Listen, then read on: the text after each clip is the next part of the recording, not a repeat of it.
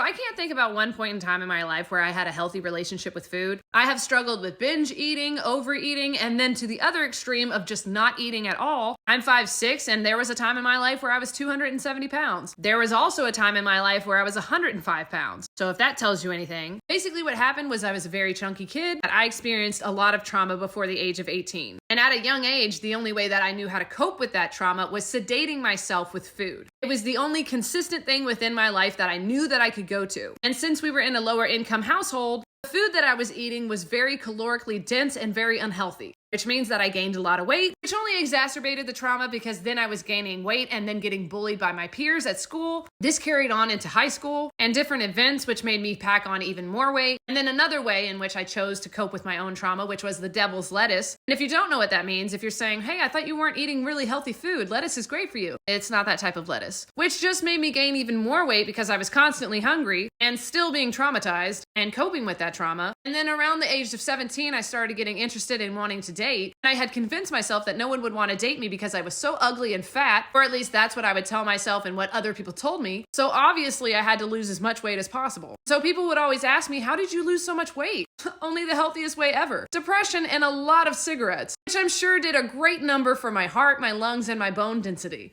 It's great out here. So anyway, I struggled with not eating because I was worried about what other people would think about me, and then I became neurotic and really obsessive, not only about my eating patterns, but also about my dating patterns because I was trying to show off my body for validation, which caused other trauma, some consensual, some not. But to add to that, because I don't really want to talk about that trauma because that's super triggering for some people, there are so many different ways that being overweight or even being underweight or even just taking in the trauma of your own relationship to food and how that can disconnect you from your own body, mixed with how trauma in general disconnects you from your own body. And then when you consider how modern therapy and self-help and self-improvement and how we address these mental health issues and trauma is usually very mentally focused and not very physically focused. Basically what I'm saying, a lot of the experience that I got with therapists, coaches, self-help, whatever it might be, and the fact that I'm neurodivergent, and I feel like a lot of people in that field do not understand neurodivergent people. You don't have to be neurodivergent for this to understand and click with you, is that I feel like a lot of that field is just producing a lot of people who become overly analytical of themselves and are constantly putting themselves under a microscope. So I was becoming more and more disconnected from my body because I am looking at everything logically and from this analytical standpoint where I'm intellectualizing all of my feelings instead of feeling them in my body because I've never felt safe in my body. And these people who I trusted and paid a lot of money to were continuing that process of just telling me to stay in my own mind, which just furthers the issue of dissociation from my body. And let's not forget how adults discipline their children, which I don't want to get into the nitty-gritty details of that, but it's basically a physical way of disciplining your children, which also disconnects you from your body because you're trying to dissociate from that pain that's being induced. So when I took all of this into account, childhood stuff, the unconsensual stuff, the therapy, the self-help, the substance abuse, the consensual stuff with people that I probably shouldn't even have been with, but I was trying to get validation. And then the fact that we basically look at people's body as social currency as it is. Because of all this, I have never quite felt like my body has been my own. And this is something that I've been working a lot on the past couple of years and trying to understand and make peace and grieve and do whatever I need to heal all that. And I don't think it's ever going to be something I'm 100% okay with because it's just something that you're bombarded with every single day. But I want to get to at least a B+